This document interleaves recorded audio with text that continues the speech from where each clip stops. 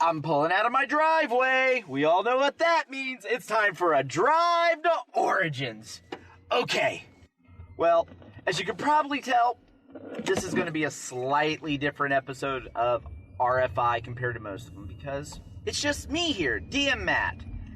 And I am actually driving in my car. I literally just pulled out of my driveway and I am driving to Origins, and I decided, hey, I'll go ahead and record a podcast while driving to Origins. Should be fun. Not to mention, I kind of totally yanked the idea from Magic developer Mark Rosewater. He actually does a podcast, Drive to Work, and where, like the podcast title says, he drives to work and records a podcast. And he talks in that podcast about, like, Magic the Gathering history, game design, theory, just all kinds of things. And it's actually really good if you have any interest in gaming, not just Magic the Gathering, because you could pick some of the episodes where he talks about game development, or just, like, he did a lot of writing for stand-up comedy. He did some stand-up comedy. He did some television writing. So he also imbibed some of the wisdom that he learned in those careers as well, and like how it applies to gaming. And I just find the podcast very fascinating, so highly educational. So yeah, I'm totally stealing the concept. Let's see if it's as entertaining. My drive will probably be about an hour 15-ish. As some of you may know, I live in Cincinnati, Ohio. Well, really, I actually live on the north end. Actually close to Mason, Ohio.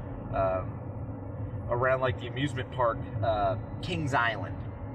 So, that's kind of where I live. So I'm a little farther north than Cincinnati proper, but it's still a nice little drive, and figured, let's get some content to you guys. So Origins.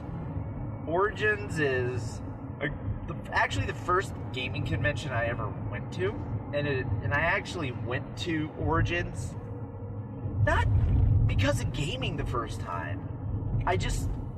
It was back in 1999, and WCW World Championship Wrestling had just released a trading card game, WCW Nitro, and they were doing an autograph signing at Origins.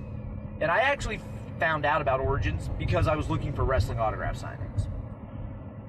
At the time, they actually brought in Nitro Girl Baby and the Disco Inferno to Origins to sign these. To sign 8x10s and whatnot to promote the game. So I'm like, okay, I'll go to Origins. So I go there. Well, actually, earlier in that day, me and some other people, we went up to the now defunct Northland Mall and actually met Kat, as in Kat, Stacey Carter Kat, that dated Jerry Lawler Kat. She was actually doing an autograph signing for WWE or WWF at the time, at that mall. So we hit that, then we go to Origins and pull into the convention center, just walk in. I'm like, oh, go up to the exhibit hall, walk right in. Get in line to get the autographs of Disco Inferno and Baby, and one of the attendees in front of me turns around and was like, you don't have a badge. What? Badge? Well, it's probably okay. Just act like you belong. Okay, I don't think that'll be hard. But, yeah. So, yeah, my first Origins, I actually walked around in it by just walking through the front door and not actually buying a badge. So I got their autographs, so I'm like, ooh, games. I like games. So I proceeded to wander around the exhibit hall and check out some of the games and everything. Ended up meeting James Marsters, too, from Buffy the Vampire Slayer. He was doing an autograph signing at the time as well.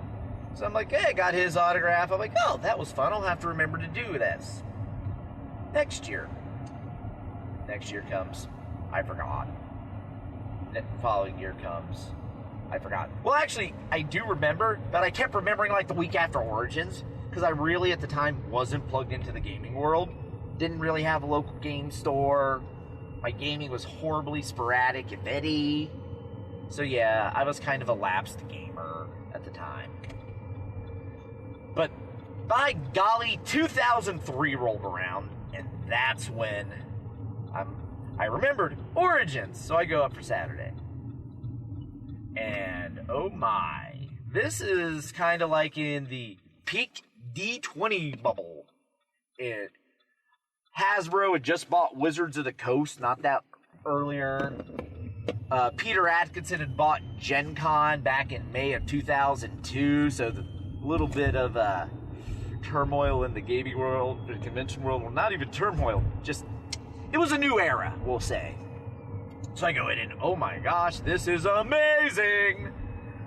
Looking at just all the games and everything, and then Wizards of the Coast was there handing out free stuff like candy. Actually, everyone was. If you weren't going to gaming conventions in the early 2000s, you do not, I repeat, you do not understand what swag is. The swag during those cons was amazing. I had Wizards of the Coast would go there, and they were just doing all, like, demo their games. You get a punch in your card, and then you get to roll a giant D20 and add the modifiers from the cards you got punched, and you got free stuff. And you could do that every day.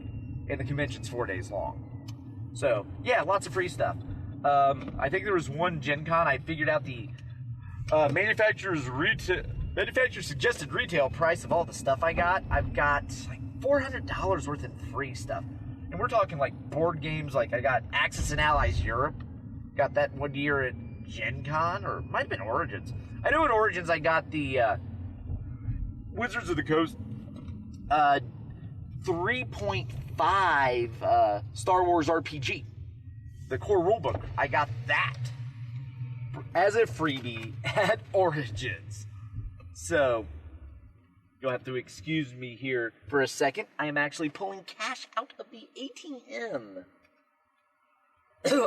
Because a good thing to know about cons, it's easier to carry cash. Yeah, most places take cards, but no, cash is your friend. Enter my PIN. I will not say it out loud as I type it in. I love you all, but not that much. Cash. Give me some cash here. But anyway. Excuse me. That was... So, back then, yeah.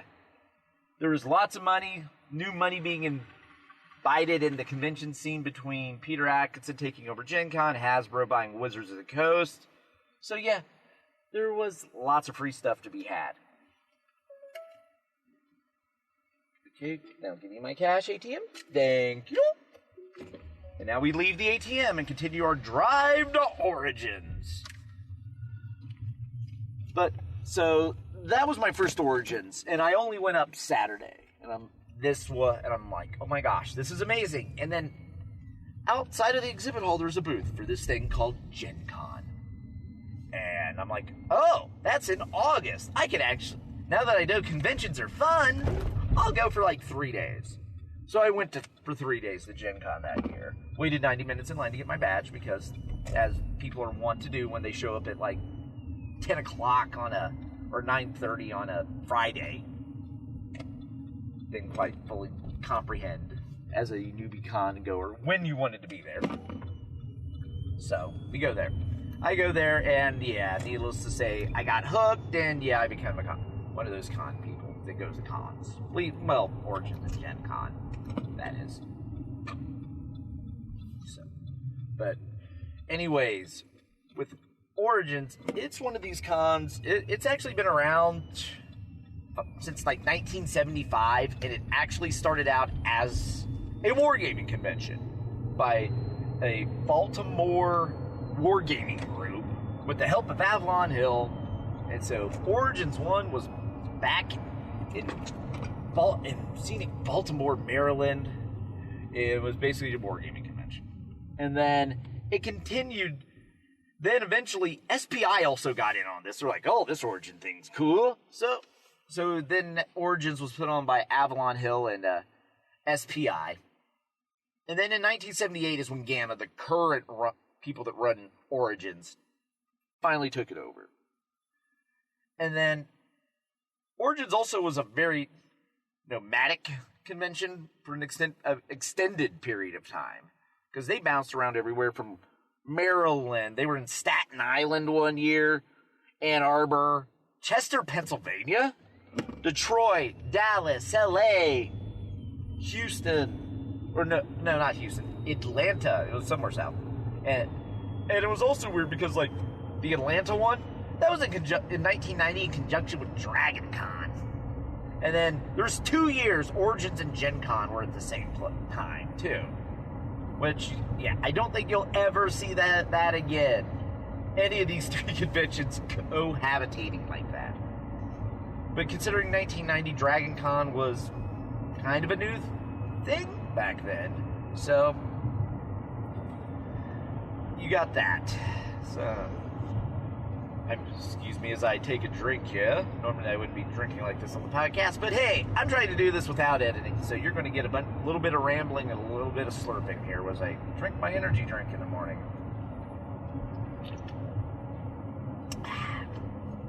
And if anyone's wondering, I'm more of either a monster rehab or a rockstar recovery type of guy.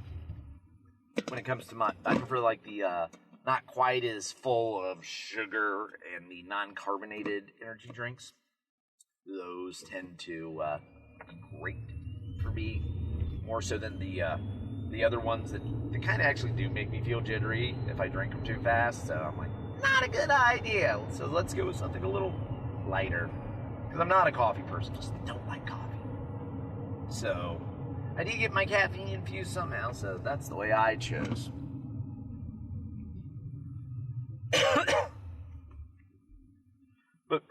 But yeah, I've been going to Origins. I've been most years since 2003. There was a couple years in like early 2000, the late 2000s, like 2008, 2009. Origins itself was having a downswing, and as Gen Con was picking up, it kind of got a little expensive to do both, because I was actually doing both. Going 4 days to Origins, 4 days to Gen Con. And being located in Cincinnati and only an hour and a half, 2 hours away from each of them makes it kind of easy, but it still adds up. Because it's far enough, it's a pain in the butt to commute every day. But you can do it if you really want, so. So I was there, going to both of them, and Origins hit a point where in the late 2000s, the exhibit hall would actually be kind of empty. There'd be like gaps you'd see the floor plan, there'd be gaps in it. It's just like, oh, there's an empty booth, there's an empty booth, oh, there's a booth of people that didn't even bother to show up. It's kind of sad. And it was around that time, actually, probably a year or two prior, Wizards of the Coast stopped showing up. Because it was like, I would say, Wizards of the Coast having like the booth, selling everything. They only had a booth for, I would say, maybe 4 years? 4 years from like 2002 to 2006 when Hasbro bought them. Before they're like, nah, we're not doing booths. I think part of the problem was the only things they had to sell was stuff other people, their vendors, would be selling in the exhibit hall. So, at that point, they're competing against their customers by selling directly. And so I think, because I remember there was a thing with some Magic the Gathering booster boxes. There was like a minimum price you could sell them at when Wizards was at the con, from what I remember. Basically, they were selling them for retail, and the present booster boxes you were selling, you were not allowed to undercut them. You will not undercut them. And they actually had people going around the con that if they caught wind of it, they'd be like, nope, you can't sell that booster box for that much. Wizards of the Coast says so. And if you wanted to continue getting new Wizards product, that was against their license agreement. So, yeah. they kind of could have kiboshed on that. Then I think eventually they realized, how much product are we actually selling in full retail? Yeah, we're going there, we're demoing a bunch of games and stuff, but really, what's it doing to expand our money, our revenue? Also, at the time, that was when Avalon Hill, the Wizards of the Coast Avalon Hill, was putting out a lot of games. A lot of different type of games. A lot more than they do now. So they were throwing a lot of things at the wall and seeing what would stick. So I think Origins and Gen Con was also a good way for people to demo those games there and try out all these new offerings. Well, eventually they decided to pull back from that, and Avalon Hill makes games, but they don't make a lot of new games. It's more like Axis and Allies, the 90th variant. Or you might get like, oh, you got Robo Rally with new parts, or let's re-release this game. I mean, yeah, they make a few new games, like Lords of Waterdeep. I actually recently picked that up. Haven't got to play it yet. Euro D&D game looks really fun, so I'm like, yeah, I'll get it. Yes, I realize I'm like 5 years behind the times, but yay, I'm also very cheap when it comes to my board games. So, they pulled out at the con circuit altogether. So I think just because they kind of realized, hey, we're getting all this booth space, we're spending all this money, because they would have elaborate sets, lots of volunteers, lots of product, giving away all this stuff. But how much was it actually bringing them back in? When the way they make their money is they sell game books at full price, and then they sell Magic the Gathering booster packs.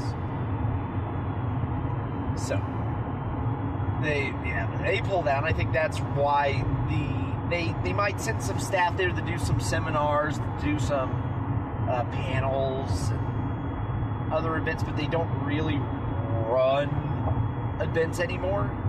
I mean, this year they actually had a bigger con presence. They were at like the different PAXs. They're actually at Origins this year. They're doing a couple seminars.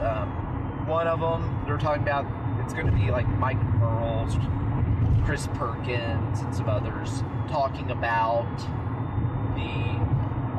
basically giving like DM advice. So I might try to pop in on that one, because that could be interesting. Hearing like the D&D team talk DMing. They're also going to have a thing talking about the new Adventure League they're doing for 5th edition.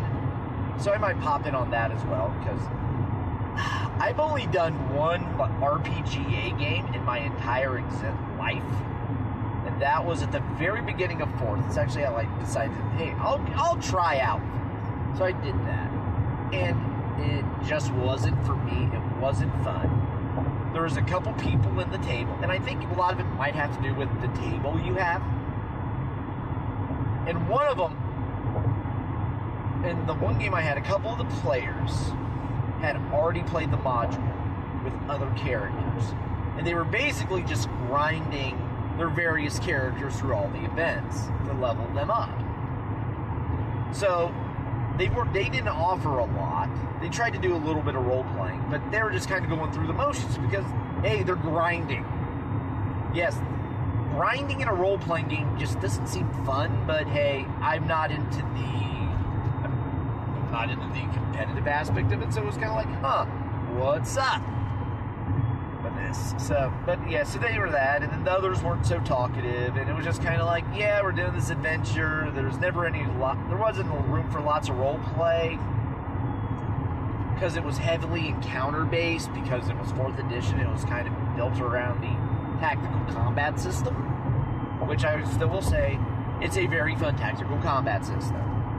It's just that the tactical combat has such a huge part of that game, you end up getting wrapped in it and forget about, hey, we can also role-play and storytell this. So I think that's why 4th gets such a bad rap. There was too much emphasis put on tactical war game. So, but yeah, they're revamping doing the Adventurers League and everything that's going on with that. So, I might take a peek for you guys, figure out what's going on with it, and give a little report. That's And I need to check something, y'all. Okay, here's but yeah, as for what else I'll be doing at Origins, I really don't know. I do hope to meet up with DM Nick. He's actually already up in Columbus, and I actually brought my little portable podcasting setup, so hopefully we could get schedules to meet up and do a show. Just do a little more Origins talk with like some of the things we've seen and done at Origins.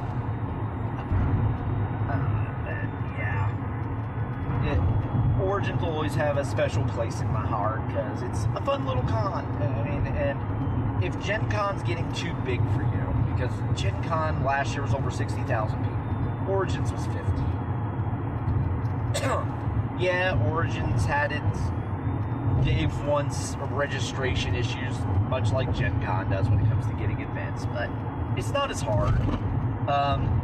And it's always kind of kept that war gamey like roots from back in the Baltimore days.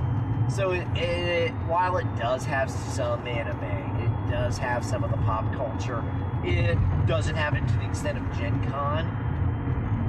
It's still more of a very large tabletop convention as opposed to Gen Con. I would still call it a tabletop convention, but it's a tabletop convention slash turning pop culture, anime, geeky con. It's becoming so much more than just some people playing games in Gary Gygax's backyard. And for some of the, I go into Gen Con a lot and hanging out in the Gen Con forums. I made a lot of friends with people that go to Gen Con. And really, the only time of year I would see them would be Gen Con. And what I've noticed in the past few years, as the attendance has basically went up almost exponentially. I mean, when you look at the curve of attendance, it's just almost a straight line. Just like, boom, the growth was insane. And as that happened, my friends that were there the first year it was in Indy and have been there every year since, they're not going. They're like, we're going to skip it this year. It's just not as fun. We're not seeing our friends. I used to, at Gen Con, be able to walk around the exhibit hall and just serendipitously run into people I know, talk with them, maybe hang out with them for a little bit, and then go on and then have the same thing happen with other people. It doesn't happen anymore. The events are spread out amongst the hotels. The exhibit hall is so big, you lose a lot of those extemporaneous, serendipitous meetings. So it lost a lot of the magic for me when my friends stopped going. Because with the advent of the internet and all the sites and Amazon Prime free 2-day shipping, you can get just about anything you would find at a gaming convention at home, possibly cheaper for a fraction of the cost to get in. So,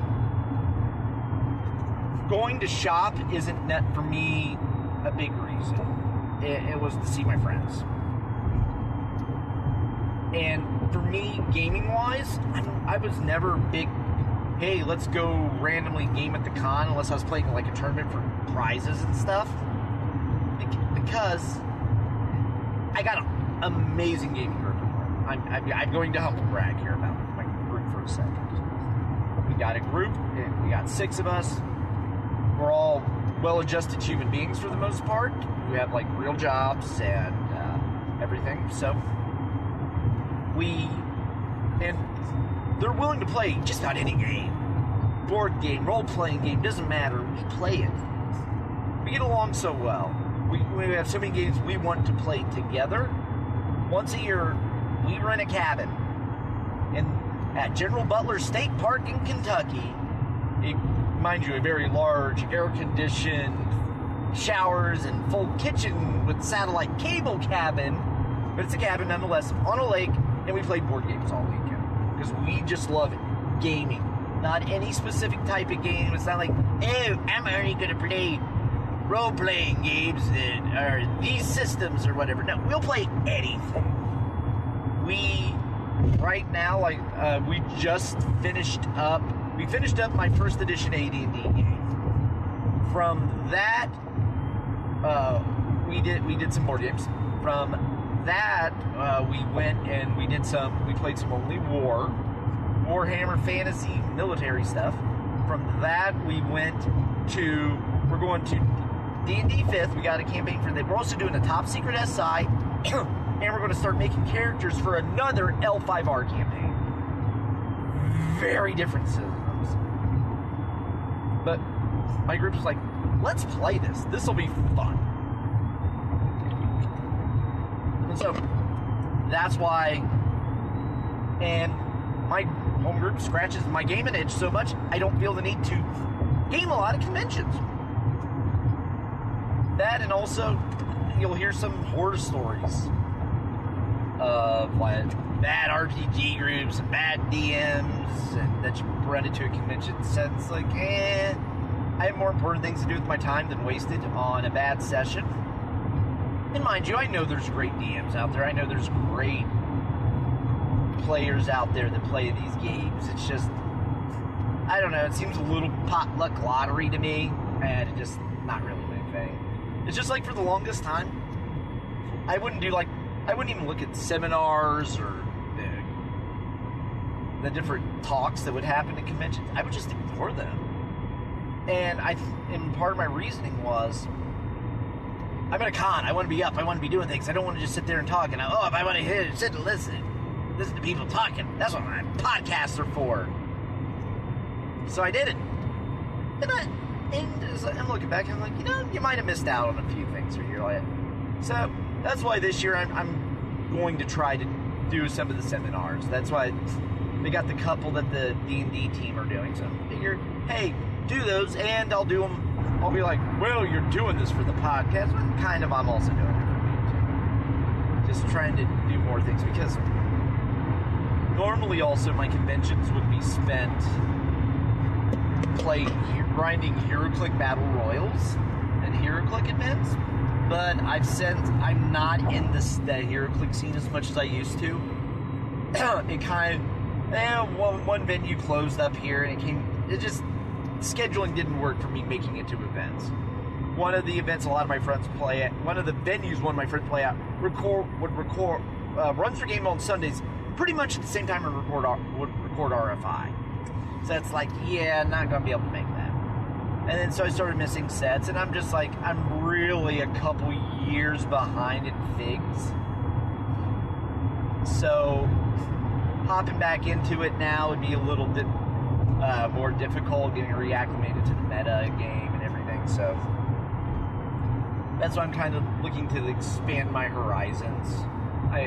Albeit I also used to do all the HeroClick stuff, because their convention, they have a lot of convention exclusive figures, and the price these little plastic figures go for on eBay, like the day of the con, is insane.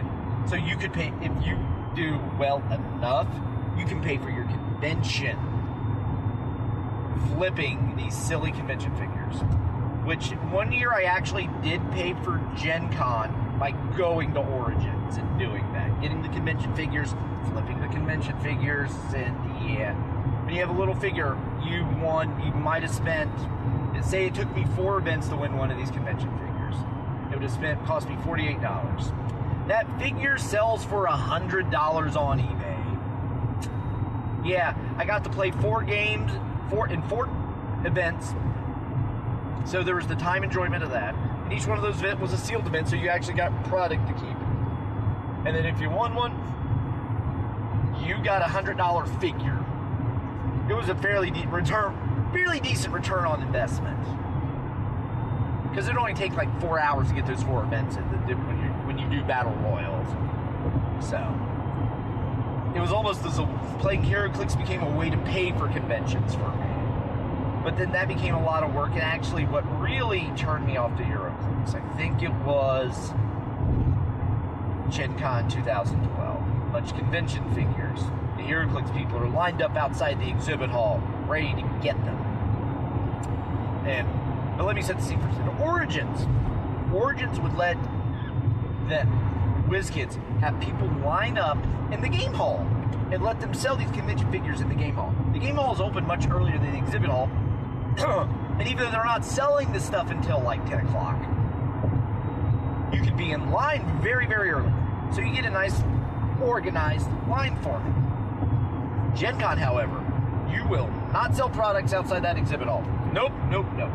I remember the first year Gen Con had their like merchandise booth set up outside the exhibit hall on like Wednesday. I heard rumblings that some vendors were complaining that they were selling their stuff outside the exhibit hall hours. The convention holder, people were complaining about because some people believe there's a finite bubble of money available at any given convention, and as you spend $1 with one company, you're taking that dollar away from another, I guess. I don't know. But, so, you're not allowed to sell stuff outside the exhibit hall there. But, what this led to at Gen Con is a mass stampede of all these people running to get these highly collectible convention exclusives that you could buy one figure for $25, immediately sell it to a vendor in the hall for $75. And that's what most people did, it seemed like. Or they would slap them on eBay and try to get a few bucks more. So it was a mad stampede. I saw a stroller nearly get run over, and I just saw all sorts of insanity to the point where I was so embarrassed. I'm like, I'm not even going to try to get in line. I'm not going to try to deal with this. I'm just done. Goodbye, HeroClix. I mentally checked out on the game at that time. Just because it so much became these ravenous people. It was like people were getting pushed around, and it was bad. Wizkids didn't have the proper organization, which they're wont to do because they always seem to be short-staffed. Back then, I don't know how it is now. When Wizkids was owned by Topps, they had lots of volunteers to run their games, lots of volunteers. When Wizkids went to being bought by NECA, the people that seemed to run it were all out of Maryland, like a little group out of Maryland, like the guys that became like the rules lawyers, the judges for the cons, and it was all that little Maryland clique, and they weren't bringing in people outside of that to the extent that Wizkids would do under Topps. So, and I think that led to a lot of problems because the demand for HeroClix well outpaced their capacity to run events because of that. So they ran into, basically when the game came back, they threw out the Hammer of Thor set. They're like, yeah, we already had this made. Well, because the death of Wizkids. Basically, one day, Topps decided, hey, we're not making any more product. We're closing up shop. It was kind of like, what? HeroClix was successful, but then you saw the other stuff they made a lot of that failed. They paid for a Major League Baseball license and sports clicks. They paid for a NASCAR license and the constructible NASCAR race day. They had a Star Wars license for the Pocket Models game. They had Creepy Freaks, like a garbage pail-ish freaky monster game that was meant for kids. They all kind of died to death. Bad. So it was like outside of like Mech Warrior, outside of Shadowrun, but not because they had the Shadowrun RPG, and they also had BattleTech. But outside of, and then how can I forget Crimson Skies? That failed game. And then there was also the failed Shadowrun giant figure game, which the game consists of you have giant Shadowrunners, and I have no idea how it played because I never actually bothered to learn. But that didn't go over well. So they just fail game after fail game, but they had a few really strong licenses, HeroClix. That worked well. BattleTech, Mech Warrior, that went well. So they ended up, Topps ended up, we're closing up shop. we're out of this. So HeroClix died for years. And then there's various people trying to get it back, and then they did. They got NECA bought Wizkids from Top. Well, the rights to HeroClix. The Tops, I think, actually still owns Shadowrun and BattleTech, and they license it to Catalyst Games. Because, years ago I talked to a guy from Catalyst Games, and there was a lot of the people that form Catalyst Games and work on BattleTech and Shadowrun were actually a lot of people that did a lot of fan writing and fan development for the game, and some of those people are what helped get the license for those games from Tops. So that's how Shadowrun and BattleTech never really died. They kept going, whereas HeroClix was just dead for a few years.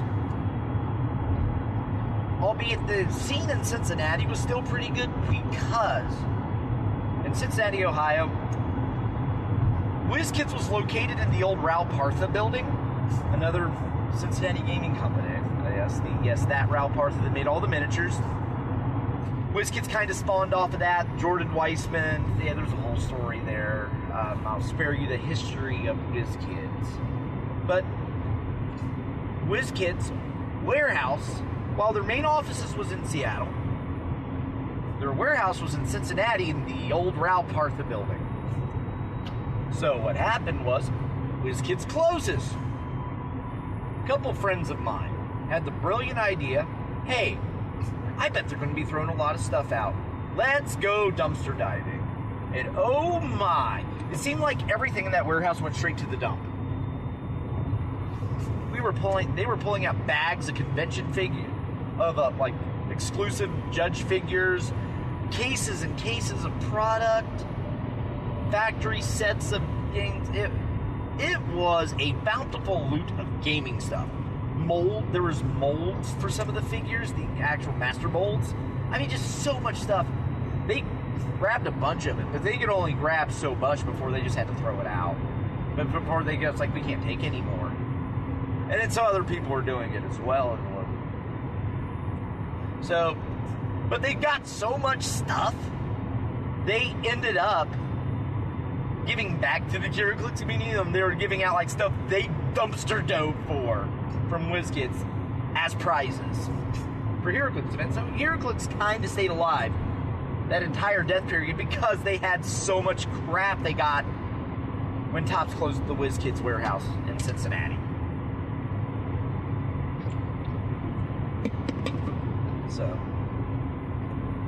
So that's your HeroClix history lesson for the day.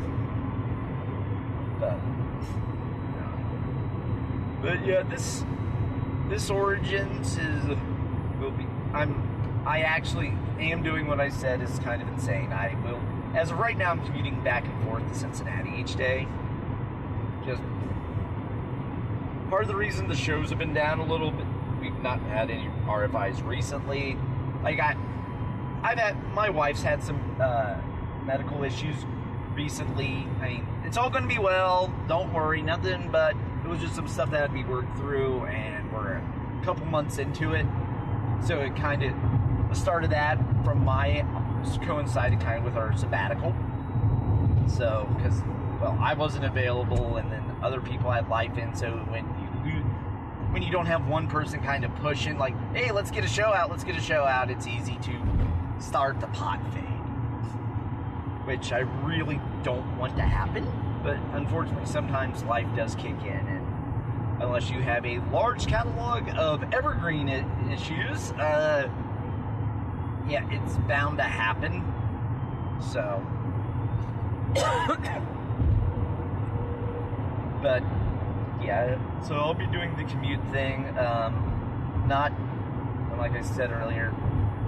Once I get there, I'm actually probably going to flip through the event book more and figure out what I want to play, what I want to do. Maybe I'll try out some other board games or something. I don't know. I really just see this Origins for me personally is just things even though I've been going to conventions for going on, this will be like 14th, 15th year.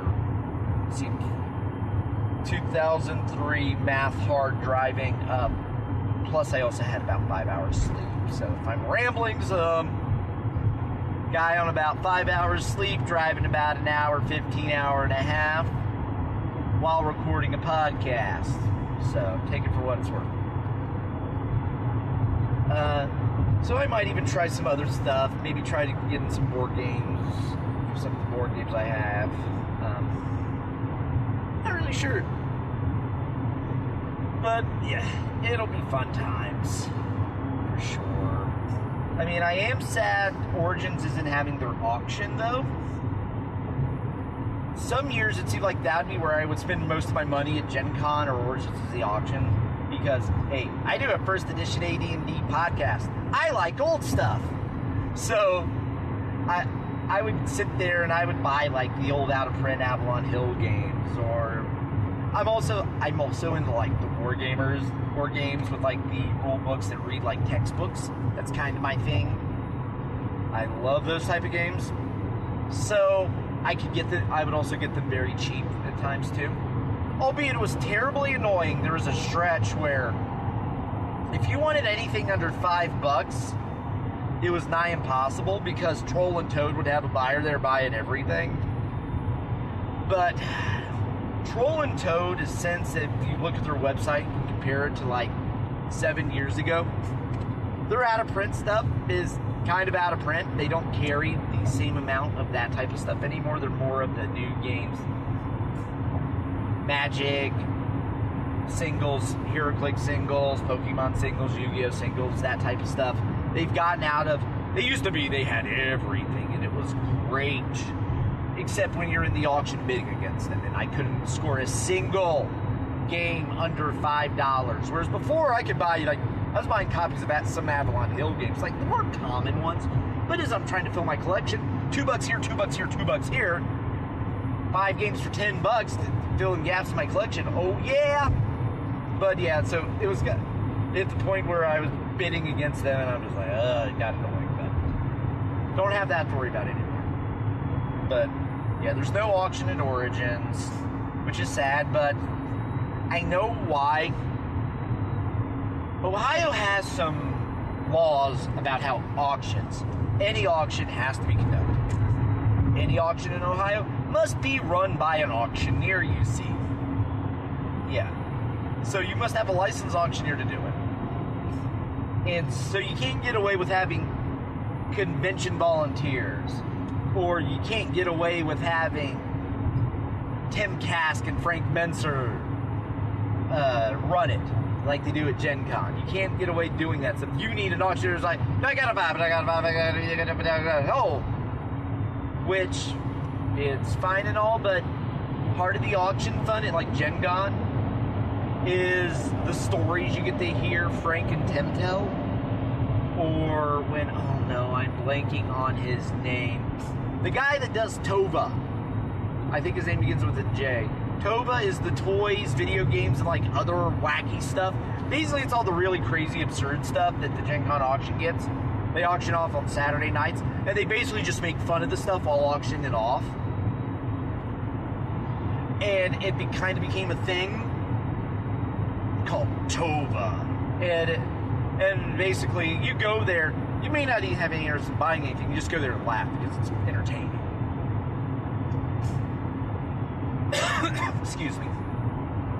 So, but when you have to have the auctioneer auction, you can't do that.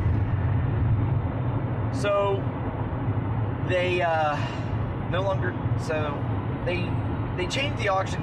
Originally, it was like auction every day. It was great. Then the auction started, as the attendance dropped, the amount of stuff going in started to dry up some.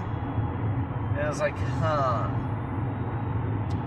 And then I think they had to start enforcing the law with the auctioneer. And then they hit the point where they'd have a live auction one day and they'd do silent auction the other two. That's a little awkward because with when you're doing a silent auction, the thing of the con, basically, you just get there at the very last moment, walk around, and be like, write down what you want. You're not going to be able to bid early and get a great deal unless absolutely no one else wants it. So it's kind of like, yeah, it was real easy just to snipe people, and it just didn't quite work out, and it was kind of awkward because they would have you write your bidder card number down, and if you're like me, I routinely flip numbers, and I'm pretty sure the year I bid on some stuff, I thought I was the high bid, and I was one of the last people in the hall, but I think I might have wrote the wrong number down because just an example, which considering like my real world job involves me dealing a lot with the court systems, calling them up, getting case numbers, filing information for different various type of court cases, kind of doing a little process work for like attorneys' offices. I'm bad about flipping numbers, so I have to write things down, numbers down, and when I do, say the number's like 7738, I'll write it down as 7783. But then when I go to enter the computer, I'm like, oh, I flipped that. And my brain comprehends, oh, wait, you reversed that. Something tells me I wrote the numbers backwards. I do that all the time. For whatever reason, like I'm slightly number dyslexic. I know dyslexia does run in my family. My grandma, I think, is actually dyslexic. Just from some things about her that we kind of observed over the years, we're pretty sure she's dyslexic. And I flip things. I'm right-handed, but there's a lot of things I do left-handed. Not that I'm actually coordinated with my left hand, but it just feels right. Like I box left-handed. If I were to drop it up stance at the box, I'm left-handed. But my right hand is my dominant hand, for sure. I am absolutely a righty. But when it comes to standing, I feel far more comfortable standing as a left-handed in the southpaw position. Just like there's certain things in wrestling, I'm much more comfortable doing it the left-handed way, the motions and the positioning, than I am the right-handed. There's just certain things it's like I want to mirror things, is the way I put it. So, but anyway, that was a rat hole. But back to the auction. So they did that for the silent auction thing, and I was kind of even looking forward to that, because I like getting old out-of-print stuff. That's kind of my thing. I like the old games. And so, but that's not going to be there, so I'm not sure the amount of out-of-print stuff at bargain basement prices will be found here. We'll see. And it's not like I'm looking to drop a large sum of money here either. It's like I'm not going to be like, ooh, I got to get this game, because when I really think about it, I'm not really sure. There's nothing that's really wanting me to have a hole in my pocket so I can get it. I mean, I got my 5th edition player's handbook for the home game we're going to be started. So it's like, it'd be nice to get the Monster Manual and DM guide. But it's like, yeah, I kind of pick them up whenever, doesn't really need to, so we'll see. We'll see what I end up with. I mean, me and my wife enjoy playing Marvel Legendary, so if I find some good deals on some expansions, maybe. She also likes Smash Up. A lot of my games purchases recently have been more around, like, things me and my wife can play. Because the other thing with my game group is, it's just, there's so many people in it. We got a lot of games. So, it's like, if one person in the group has it, and if the only people I'm going to play with is the people in that group, it's kind of like, why do I need to have a copy? Well, if me and my wife are going to play it, yeah! But other than that, it's like, oh, how about I buy something that no one else has? So we kind of got our own little makeshift board game library going on. Which, actually, I just thought of something here. Vince has been doing another podcast, Pocket Mimic, and they did a mailbag episode, and they were talking about various, and people are coming in with questions and like advice on like how to handle their players and like a lot of the social issues of gaming, like when you get players that are difficult or making other players feel uncomfortable, that type of stuff. And one, I like with my, and drawing from my own experiences, I've never really had that. I guess I've gotten lucky that I game with people, I game with friends, and as opposed to like random people from the game store. I think I've played one RPG session in a game store just to like demo. I think it was Contagion, the RPG, but that was it. I mean, I don't game with random strangers, so I avoid a lot of the weird social interactions or don't game with people that aren't really close. So I miss out on a lot of that. But I will say there actually, I think, is something to be had for home group party construction. You talk about constructing the party in your game. What about constructing the party as in the players? I mean, in my group, they were like on Pocket Mimic, and one recent episode, they were talking about how to handle scenes and stuff where, like, if something were like making players uncomfortable and certain events maybe like triggering people to have like bad responses, like either like someone told a story about how they had their character was drowning, and you could see that the player was getting physically upset, and then later to come and find out that player actually nearly drowned when they were sick, so it was kind of giving post-traumatic stress flashbacks. Well, I thought when I was hearing this, I was like, well, it's kind of fortunate for my group. My group actually, one of the players is a psychologist. So should we run into those issues, hey, we got a psychologist at the table to help you work through your emotional issues. Also, what's useful to have, one of my players works for a company that does printing. He has access to a perfect binding machine, which means any PDF we would like printed gets printed and binded in a nice little perfect bound book. So I highly recommend, when putting together your home group party, psychologist, person with a printing press, and then there's the other one you need. You need Kickstarter guy. There's a guy in my group. He buys like every crazy Kickstarter. It's like, we're talking the expensive ones: Gloomhaven, Kingdom Death Monster, and the expansion. He buys it all. If it's a crazy game, he's probably buying it. So we don't have to. Yeah, so I highly recommend Crazy Kickstarter guy as well. I love my people, and they would I'm sure he would admit, yeah, he's the Kickstarter guy.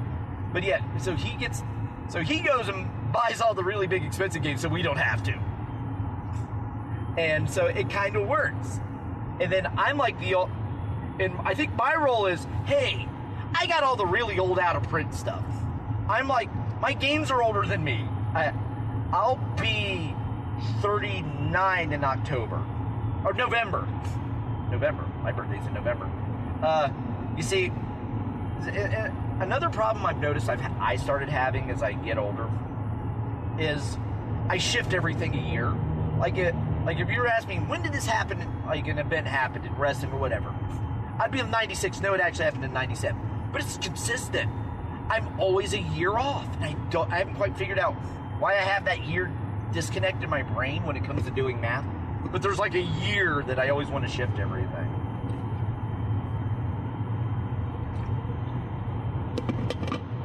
And we are just now passing the Jeffersonville Outlet Mall as I travel up I-71 North. So that puts us at about the 45-minute mark going up to Origins to get to Columbus. So passing the Jeffersonville exit right now. With the home, but yeah, I absolutely love my home group, and it's funny, I actually met them, all of them, by doing what I say I don't do. A friend of mine, who's actually no longer in the group, way, posted, none of us are actually even sure how the group got formed, other than our friend, my friend Julie, had put out like a call, we think on Meetup. We're not sure. No, none of us really remember. For a gaming group. So she starts getting some responses from these guys, and then she asked me like, "Hey, you want to game?" So we all meet up and we start gaming, and we just hit it off. Julie ends up moving maybe 8 months after the group started, and that was back in 2008. 2008, yeah, something like that. So yeah, no, 2008, 2009, somewhere around in there. So we've been gaming together for almost 9 years. But yeah, we just hit it off. We're friends. We all have common interests, even outside of the gaming. Like a couple of the players, they're hikers. They like to go camping. So they'll just go camping or hiking together. I mean, we go various different things. And through the random mean, we actually just became friends. Actually, good friends, more so than just people you game with. And I think that's also why we don't run into the drama and the issues that a lot of gaming groups have. So, because, yeah, we weren't desperate for games, we kind of got to pick and choose who we gamed with, and because of that, I think we got a better gaming experience.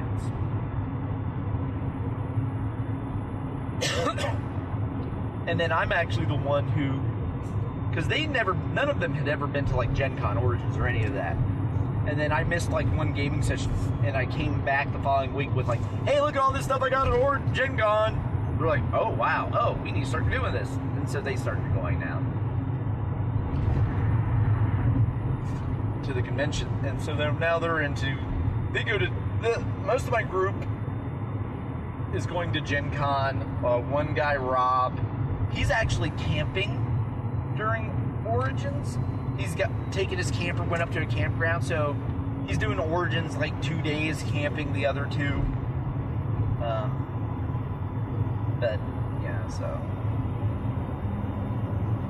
But yeah, anyway, I'm sure you all find the psychological makeup of my gaming group absolutely fascinating. Getting a little hiss there from the radio as I drive through, which I don't understand why. But anyways, yeah, as you can't tell, there's no real organization or structure to this. I kind of scribbled a few little note skis down, and just kind of talking to fill time and spew out what comes along to my noggin as I'm doing the drive, just trying a little something different, get you a little content. Think of these as like the Gen Con special dispatches Jason did, except in long form, as opposed to being spread out over like 20 different episodes. Which, if anyone out there actually does have those, we're actually missing them in the RFI archive, because what happened was our original podcast hosting, to give you a little behind the scenes, was through Libsyn. We had Libsyn, hence why how we had an Android and iPhone app. And to kind of encourage people to, like, hey, throw the show a couple bucks. You can buy our app, get all the benefits of that. Jason, first year at the RFI was at Gen Con back in 2010, started doing special dispatches. Just little random updates that he would post as a app exclusive. Well, though, since they were app exclusive, they never hit the main RSS feed. Fast forward a few years, we moved from Libsyn for our hosting because they're actually kind of expensive. They're a good service, but kind of expensive for what they do. Unless you are really strong into monetizing your podcast. At which point, if you are, then if you can monetize it, Libsyn's great. But otherwise, it's kind of expensive to get the hosting you need if you're doing a podcast of any size or any frequency. So we ended up, me and Vince, we decided when Jason stepped away from the podcast, because the lip sync account was in Jason's name. And anyway. So we were like, okay, what are we going to do for us? Yeah, let's just do what Order 66 does, and they use archive.org. Upload their podcast, just make our own RSS feed, and we'll deal with that hosting of that, and then put the storage and distribution of the podcast through archive.org. Works great. But that meant we had to convert over our podcast and our podcast feed. And which meant downloading all of our podcasts and re-uploading them. Well, it was kind of the pain in the butt getting the special dispatches, and I think they got lost in the migration, in the re-uploading, so I think those got lost to the ether. So unless someone happened to extract them from the app, or I don't know if they even exist anymore. I know I have copies of Jason's actual play podcast. Maybe at some point we'll re-release them. I don't know. But I know those still exist because I did the editing and I keep like the raw master files for everything. Yeah, usually I keep a finished copy stored locally as well, or like uploaded. I have like a private Dropbox where I have like raw files of RFI. There's also a missing episode of RFI. We recorded an episode, then stuff happened, and we elected, not due to the content of it, just behind the scenes stuff happened that we're like, let's not really, we elected not to release the podcast. So it's a lost episode. I know I have the raw files for that. I might even have it edited, but I don't remember what issue it was. So there's a lost episode floating around somewhere. But going through, we have like 194 shows, something like that right now. Not counting like all the mini issues, special inserts. Because we're well over 200 if we count those. And somewhere in all that, in my haphazard naming system, we have a lost episode. Maybe if I ever figure out what the lost episode is, maybe I'll release it now. But I don't. Again, it requires me to actually be able to find it. So. But anyway, this podcast actually was also kind of birthed from, we actually had someone on Facebook message us and ask about the Jason special Gen Con dispatches. Their guests were digging through the back catalog, found them reference, and wanted to hear the rest of them. Because we only have like a couple up on the website. And we're like, nah, they're gone. And I'm like, people actually want to hear those things? Damn, I'll try that. Hey, I'll steal the Mark Rosewater gimmick and do a drive to Origins. So that's what you're getting here.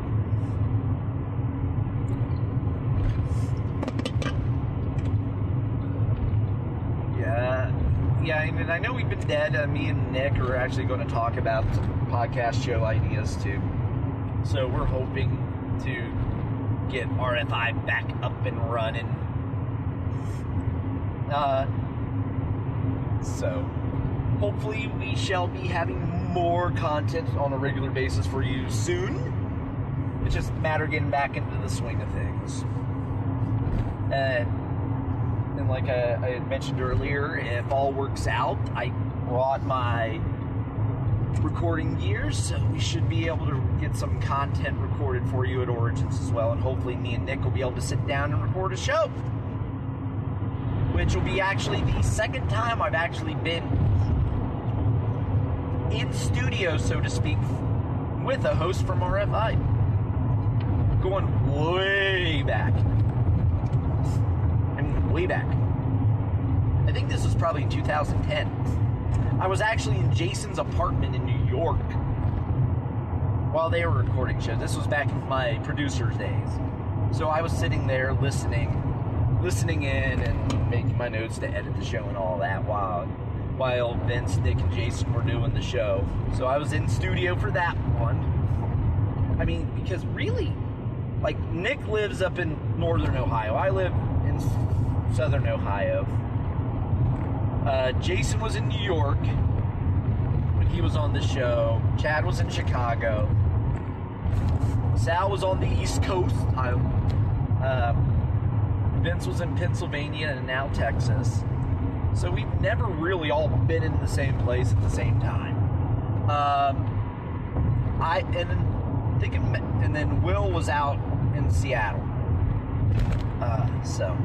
And actually thinking of it, I've met just about the only host of RFI I've actually not met in person is DM Will. I have actually not met him in person, but I've actually met everyone else, albeit in various through random means and sometimes inadvertently. Like, I met Vince and Jason the first time at the RFI meetup they did at Gen Con 2010. And that's actually how I got roped into doing the show. It was like, they were doing their meetup in the hotel lobby of the hotel I was staying at. And I listened to the show. I'm like, I like the show. So I'm like, hey, I'll go and listen. I'll go and meet the guys. So I met there and started talking to Jason. And I'm like, oh, I do production stuff for wrestling promotion in Cincinnati. So, yay. We did it. And so then that's how I got roped into the show. He was like, hey, do you want to do the edit? Because he didn't want to do the edit. Because editing audio, far easier than video, but to do it well is a pain. It's a little time consuming because you need to re-listen to the stuff at least once. Ideally, you'd be listening to it twice, but I don't. I got my system down. I know what compressors I'm using. I pretty much can tell what the sound will be like when I'm done with it the first time through. So,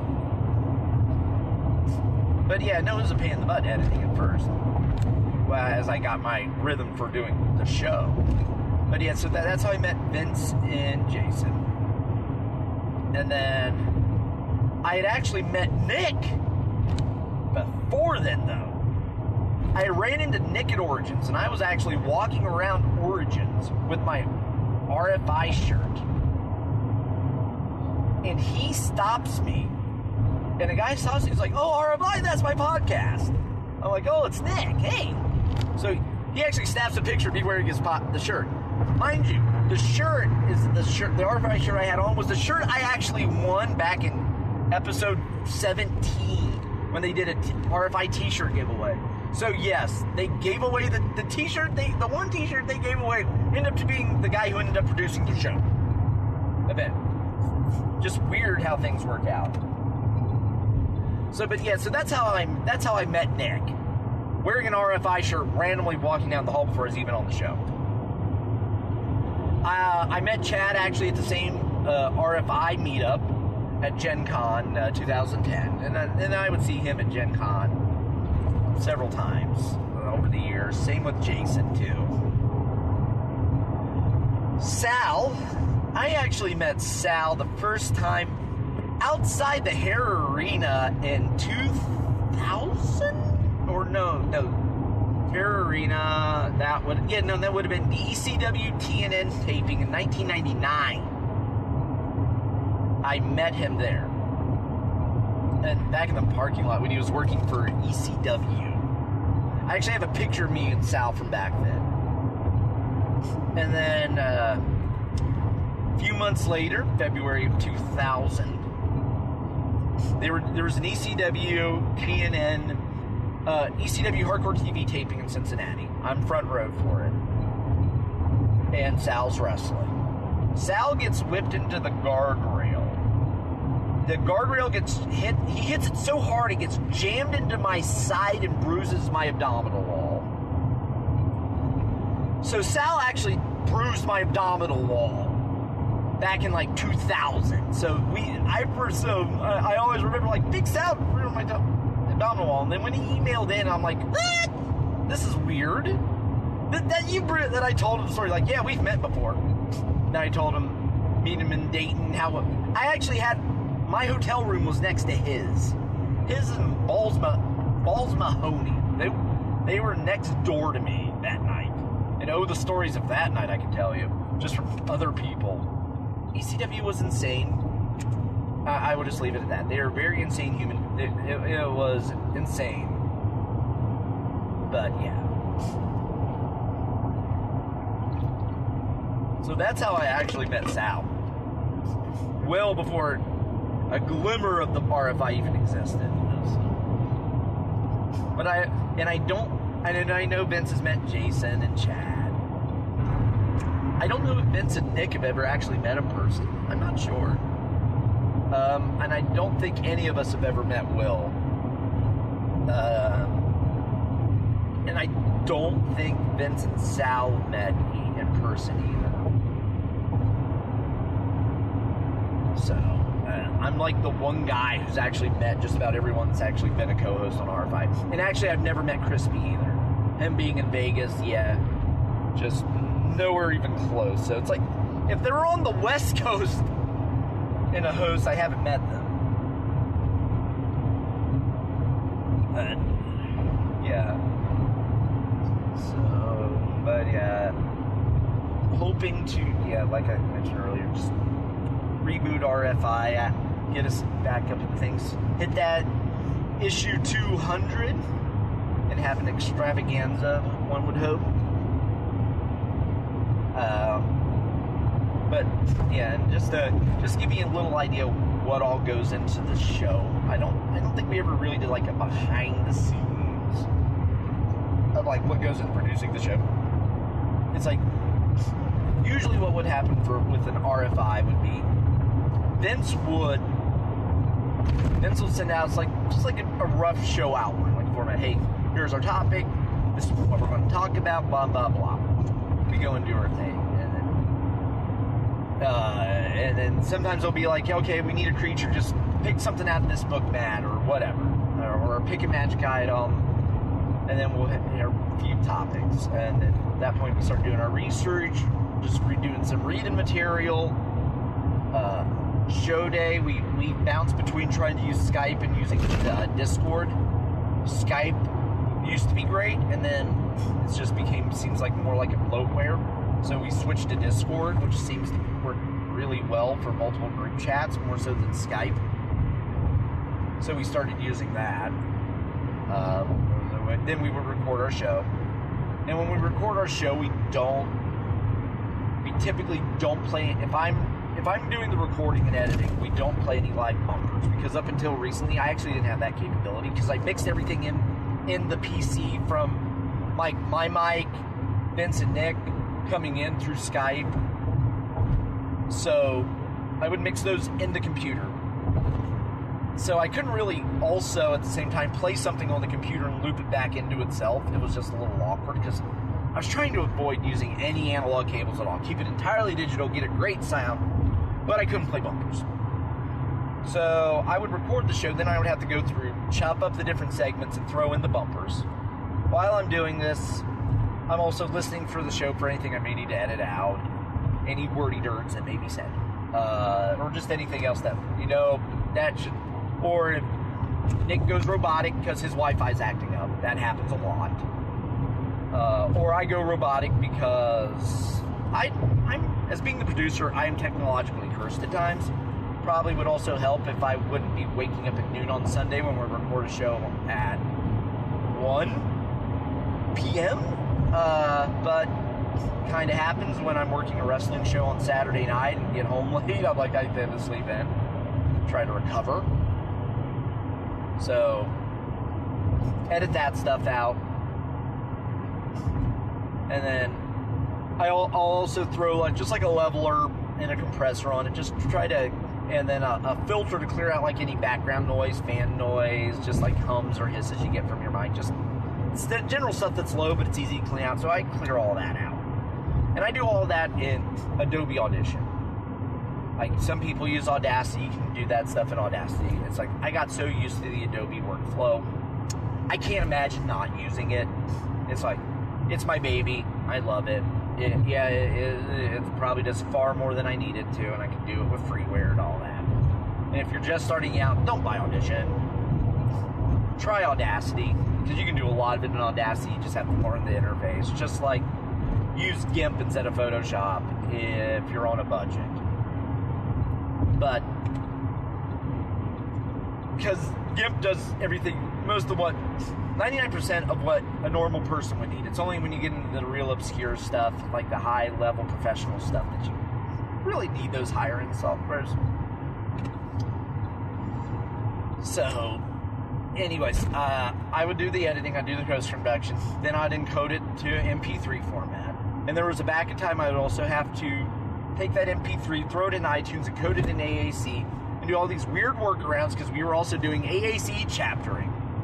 Because there was a back in time, we had two feeds, MP3 and AAC.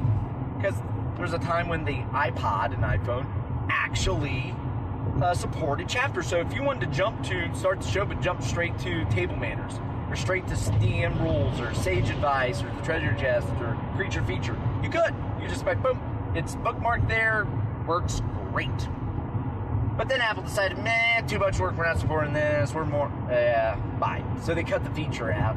It was always a pain in the butt, because I'm a PC guy, I don't own a Mac, and finding software that would actually edit AACs and allow you to throw in chaptering was kind of a pain in the butt on a PC, really. So I was kind of thankful it was gone. It makes my life easier. So then after that, so we have it encoded. I'd also throw in the MP3 tags of the show notes and all that in the MP3 tags. I then would upload the show to archive.org, and then I would make the WordPress post, find some stuff, like we'll find images, like feature image for it, and then set it to publish. And that's kind of like the workflow of the show. And then we would go and repeat. And as you can tell, we kind of bounced around between like every other week, every week, and then again,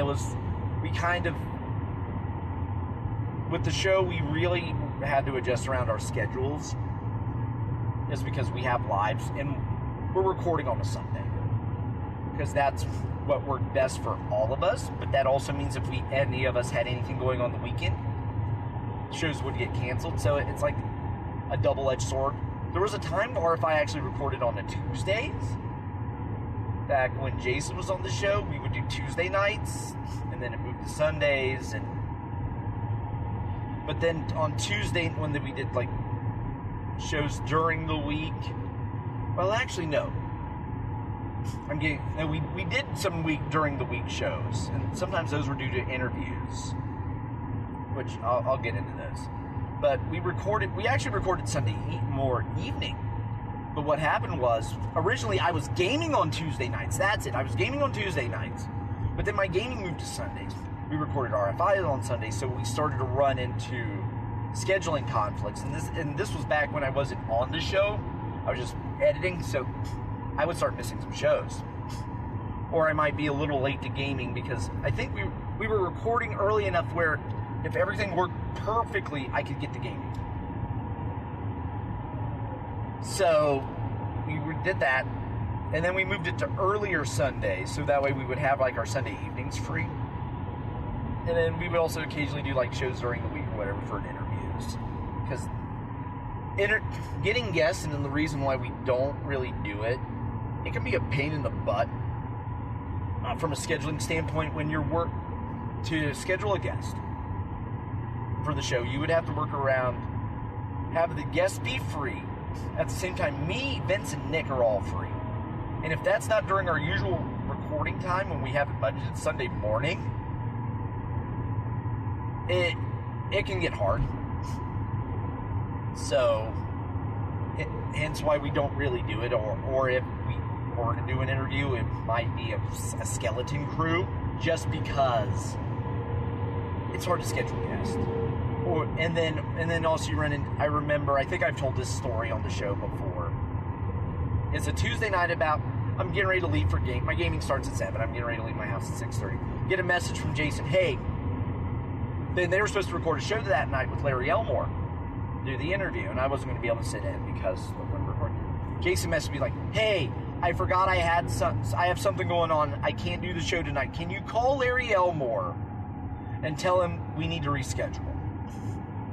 I'm like, what? Yeah, call Larry Elmore. Here's his office number. Here's his home number. Here's his cell phone number. I'm like, what? So at that point, I'm like, I have to call up Larry. I'm like, I don't know which number to call first. So I call his home number. And I end up speaking to his wife. And they're just really nice people. I mean, they're great. So it was no problem at all. I just called, said who I was. Because they've never spoken to me before. So they have no idea who I am. I'm just like, hey, it's Matt. I'm with the Roll Condition Podcast. We had an interview scheduled. Hey, we need to reschedule. Can we work this out? And we did. And we had him on the show. And we had a great interview. And that was back in, I think that was in the early 30s. I don't actually recall the exact show that it was on. But yeah, we have an interview with Larry Elmore. Going way back prior to me, they had Margaret Weiss on. We had Tracy Hickman on a show, and I think that was in the 50s. So we've had various guests. And then there was one show where we had a couple special guest hosts scheduled that Vince had to bail, so I ended up hosting the show. So you got to hear me host a show with two people that hadn't been on the show before and I've never talked to before, outside of maybe some posts online, some forum posts. So we had that. I mean, so when you do a show and the more people you have involved with it, the harder it gets to schedule things. So hence why you're more likely to get an interview if you do one like as a special insert on location at a con than you are as an actual podcast guest, just because of the logistics work out. Plus you also don't know their mic quality. Do they have Skype? Do they have Discord? It's there's logistics behind it that may not always be apparent. Like, hey, why don't you get so-and-so on? Oh, and yeah, we had Jeff Grubb on back in the early days. Back in the early days when it was mostly Jason, Nick, and Vince, they had more interviews, and I think a lot, and so. But and then it was also back then, just the whole podcast thing was new, so there wasn't as many like interviews with people, so it was also kind of a novelty. So it was like, oh, you get to hear so-and-so tell their stories from back in the days of TSR, and it was just good times. So maybe that's something we can try to do again. No guarantees though, because like I said, it's difficult, and with everything, just having lives and the fact that I have like 8,000 things that always are going on in my life, projects and whatnot, that my free time between now being married, wrestling, the podcast, and then if I have movie stuff going on at the same time, yeah, it gets hard to schedule everything. And for those curious, I actually do have an IMDb page. You can find me on IMDb at Matt Fowl, F-A-U-L. I've done a few movies locally. A movie that I had just some like extra work in. A friend of mine actually has a deal with Redbox, and past couple movies he shot have actually been available for Redbox. So you can find his movies on Redbox, and last two movies he's done that I've been in have been in Redbox. So for the first one that was on Redbox was 3 Knee Deep, kind of a urban action film. You can find that on Amazon too, so you can buy it off Amazon if you're really curious. The next one will be Straight Outta Hate. Another urban, totalitarian, people resisting against like a corrupt society type thing. Had some extra work in it, and was also location manager as well. So that'll be coming out on Redbox. Not sure when, but it will be. So if you see it and you're curious, check it out when it's there. So, but yeah, so that's also sometimes like I might miss a show or not be able to do because like, hey, I got some movie work. I mean, that's something that I stumbled into on accident. Never really intended to get into movies. It was just, I made some friends that did some acting work, and I'm like, they did a thing, hey, who wants to come and just shoot some stuff for fun? I'm like, yeah, it sounds fun, so I did it, and I'm like, oh, this is fun, and then it just spiraled from there. The one reoccurring theme that for most of what I became involved with, at no point in time did I ever set out, like, hey, I want to be involved in professional wrestling. It was really just happenstance. I happened to start talking to a guy who was the manager of, like, a record store in the mall. And he happened to be a ring announcer for a local promotion. So I started talking to him. And they needed someone to do a website. I'm like, oh, I do a website. So I'm like, I did that. And that's how I got into wrestling. And next thing you know, I've been doing that for almost 20 years. I have a friend I got to see from like him basically starting out in wrestling to now he's in WWE. And I'm absolutely thrilled about that. I got to work shows with people I grew up watching on television. Like I've worked shows with like Jimmy Snuka. I've worked shows with Jimmy Valiant, Jerry Lawler, those guys. I mean, and it's kind of, looking back, just kind of surreal. Just like, oh wow, all this stuff's happened. And it was like I remember playing the ECW video game, and that had Big Salad, and then like years later, I'm like, I'm doing a podcast with this guy. What? And when I look back at how all this happened, it was just me surrounding myself with interesting human beings. It's not like I had this goal, I'm going to do this, I'm going to try to meet people in this so I can do this, so I can do this. It was more like, hang around with interesting people and interesting things will happen. And that's how all of this happened. I happened to just meet people and be like, oh, these people are interesting. Oh, I kind of like them. I'll hang out with them. Oh, and they're doing cool stuff. And I think this can go for life in general. Hang around, and this is some advice here. Hang around the people you would like to be. Or people that interest you, inspire passion in you. And it'll just start, but hang around them in a genuine way, not the fake, as in like you're trying to use them, as in like you're actually interested in what they're doing. You're actually interested in them as a person and care about them as a person. When you hang around those people and spark those type of friendships,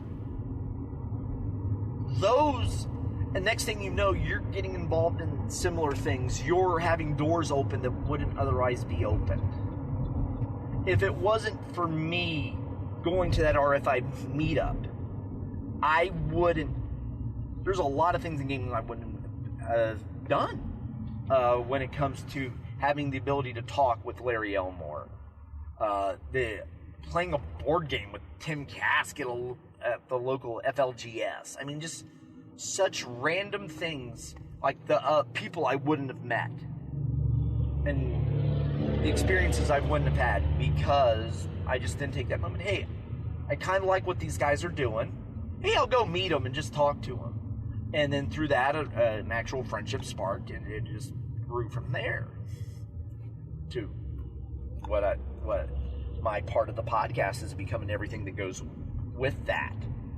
It's just like with wrestling. If I wouldn't have sparked that friendship with that store manager in Tri-County Mall in Cincinnati, Ohio, the manager of the Music Land, who happened to be the ring announcer of a wrestling promotion, I wouldn't have become in wrestling. I wouldn't became involved in professional wrestling. I wouldn't have met one of my best friends in the world, who was actually the best maid, because yes, I had a female best man at my wedding. I wouldn't have met so many people that were so important to me and so important in my life if it wasn't for that one happenstance meeting and sparking a friendship with someone that I found interesting and been having it be a true, genuine friendship. Oh, like if I wouldn't have met Slick Rick, that the ring announcer at Cincinnati, my life would be very different. So very different. Because there'd just be so many people I wouldn't have met. And it's those types of meetings, I think. And it's those types of personal connections that really help you in life, I think. And by being around people that are successful, by being around people that are doing what you want to do and what you want to be, or just spark you, you start learning from them. And not from them teaching you, just by observing them and do what they do. I don't know if I've talked about it, but the wrestling promoter I work for, Roger Ruffin. I work for the Northern Wrestling Federation in Cincinnati, Ohio. He was a referee for the WWF for like 20 years. Started in like 83 when he was 18. And he refereed for them. And he was actually the referee for Bret Hart, Roddy Piper at WrestleMania 8. He's refereed WrestleMania. And that one shot, if you watch wrestling, and if you watch like a lot of the highlight packs, you'll show that face-to-face of Bret Hart, Roddy Piper. He's right there in the center of that. He's going to be all over WWE television forever, probably, because that one moment in time. And so, being able around him, and he got to be around all those stars of the 80s, all those stars of the 90s, and you get to learn from him and learn from his experiences. And he's trained some great people. I mean, we've had, just to give you an idea of like people that have either been a part of our promotion or trained at our school. I mean, we've had like Wildcat Chris Harrison, the Monster Abyss from TNA. Carl Anderson, WWE, trained with us. We had Dean Ambrose wrestled for us for a couple years. A guy who once put me in a chokehold in a ring fight. I'm not even sure why he did it. Just, he's a little weird. The character, he's kind of like his character. Those guys come through it. We had Fergal Devitt come in and do a training. Not because we were paying him or giving him money. No, he was just hanging out with his friend Carl that happened to stop in, and he worked it, helped us out. We've had Shinsuke Nakamura, Yoshihiro Tanahashi, AJ Styles, and more cut promos for us on our little internet show. We're just a little internet promotion in Cincinnati. And I got to kind of be a part of all of that just through one happenstance meeting. And that is what I think. And it was just one happenstance meeting. And it's weird how those little moments in time change your life so much. So, just kind of think about that. If you want to get in gaming and you want to make games, start talking to people that are doing that. And just start talking to them, but in a genuine way. Not in a like, I want to pick your brain and use it, and think about what you're also giving to them. Because you'll find a lot of people are really, really giving. And if you show that you're genuine to them, they'll want to give even more. They'll want to help you more. And then you never know when you might be able to help them. Maybe they'll be like, hey, I need someone that can do this. I can do some art or layout or editing or whatever. And next thing you know, you'll be like, I can do that. That's how I got in wrestling.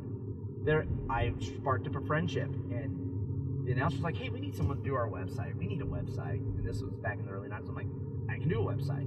And look, the next thing you know, I'm in wrestling for 20 years. One happenstance meeting, genuine friendship, taking advantage of the situation. And that's how you spark friendships. And how you help change and shape your life into what you want it to be. So, just keep that in mind. And just a little life advice. And then you'll find yourself just doing some amazing stuff. And I'm actually not terribly far from Origins. I'm actually in downtown Columbus, at the corner of 4th and Broad at a stoplight. Got a few more blocks north, hanging a left, and then I'll be at Origins. So yeah, but yeah, I don't know. This is interesting, and if you're out there listening to this, for me doing this podcast, I mean, this was something very different, something very freeform. I kind of had a little bit of notes scribbled down for like maybe talk about this or talk about that, but I really didn't know where I was going. Maybe you can tell, probably you could, but that doesn't matter if you found it entertaining, enjoying, informative, or whatnot.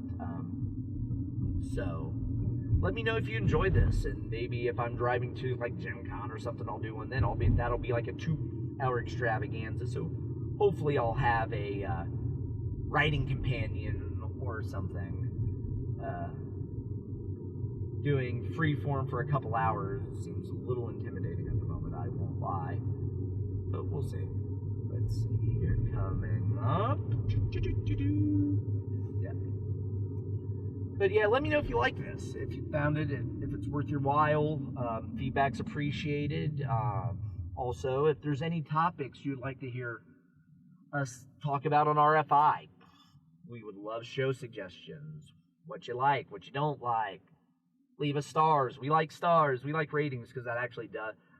The way iTunes works, your ratings do affect where you get put on in the search results. So, actually, is it even called iTunes anymore? You can tell I'm so out of it because I think it's like Apple Podcasts now because they're dropping the iTunes gimmick. I don't know. I'm just so disconnected from the tech world at the moment. I used to be a huge tech TV guy. Love tech TV. That would be the only... I had like the most expensive cable package back in the day just so I could watch tech TV. I don't have cable anymore. I used to watch a lot of like This Week in Tech and that type of stuff. But I don't anymore because, you see, Leo and Twit, it just seemed to be going downhill a lot compared to where it was. And there's a whole bunch of drama. You could say total drama if you want like behind the scenes going on with it. And I just kind of fell out of love with Leo and the Twit network. So I stopped. So I just kind of fell out of the loop with that. So yeah, because that was really where I was getting all my tech news. Now the only tech news I get is from the tech news I get from listening to No Agenda Show, the No Agenda Show with Adam Curry and John C. Dvorak.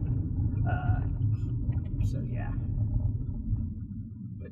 But yeah, as I digress again, yeah, just let us know what you would like to hear more of on the show. Because I know we've done reviews on we were doing some reviews on all the hardback books, and we can do, oh, that car's parked. It's not actually there. Why is it parked in a no stopping zone, a little zip car? Really? Okay. Let's see. No one's coming. I right turn. Yep. Okay. I'm very close to the convention center. I can see the Hyatt. Yeah. You have to hear Matt drive because, yeah, driving takes... Okay, let's see. And now we turn right here, ski. Okay, turning right. Okay. But yeah, let us hear what you want to hear on the podcast. Anything you'd like us to cover? Do you like hearing us do the old reviews? Would you like us to dig up more OSR product and review the new releases in the OSR world? So yeah, just kind of let us know what you want to hear out of the show. Because we like hearing your suggestions, and if you'd like to hear it, maybe you can turn us on to something we didn't even know about. So I'm about ready to turn into the parking garage here. But there's a gaggle of gamers walking across the entrance to the parking garage, all wearing black. They actually are. It's like we're living a stereotype here. Okay, what is going on here?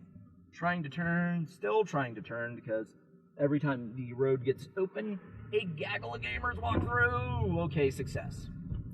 Alright, Ski. We are parking prepay Ski for $10. I will gladly take $10 parking. You see? Parking at Gen Con would be like double that. So $10, valid till 6 a.m. the next day.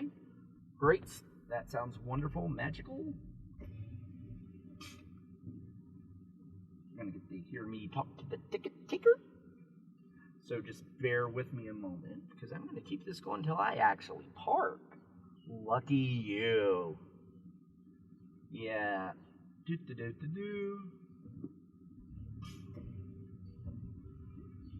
Hello?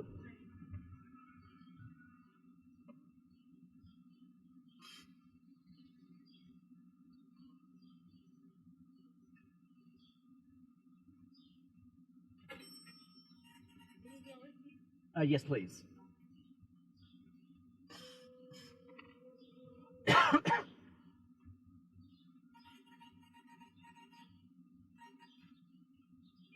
Thank you.